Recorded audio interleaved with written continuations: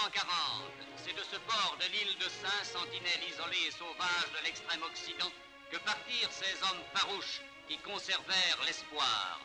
Souvenons-nous, ils furent les premiers. À bord de ce petit bâtiment, la première unité des forces navales libres, ces hommes qui vivaient sur la mer s'embarquèrent tous pour un long voyage, un très long voyage dont beaucoup ne sont pas revenus.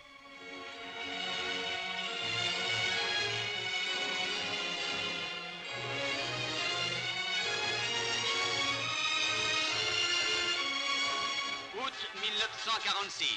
Celui qui fut pour les Iliens le symbole de la résistance est enfin revenu parmi eux. Le général de Gaulle a remis à l'île de Saint la croix de la libération, à ces femmes qui pendant 5 ans ont tenu leur vœu de porter le deuil de la France, à ces hommes qui pendant 5 ans d'exil ont combattu. Le général de Gaulle, fidèle à sa promesse, est venu rendre hommage.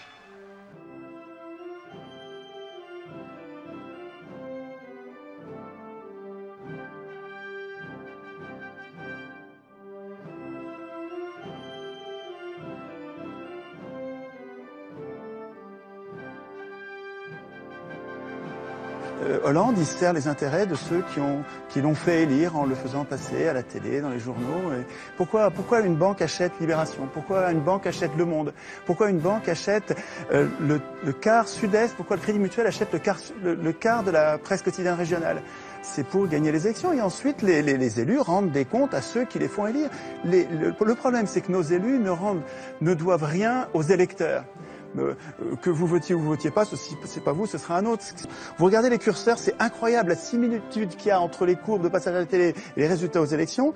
Il suffit de monter les curseurs des challengers, vous les montez à 10, 15%, ça va donner l'impression de la pluralité. Et puis les deux partis qui ont la même politique de droite dure, qui s'appelle gauche et droite, mais en fait ils ont la même politique pour les industriels et les banquiers, les multinationales en fait.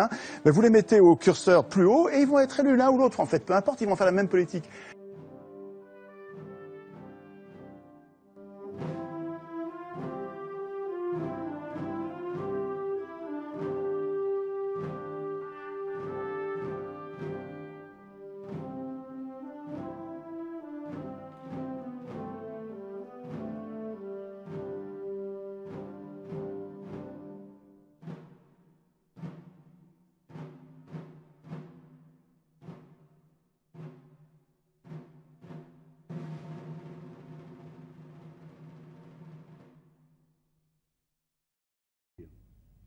Maintenant, c'est de son essor que dépend tout son destin.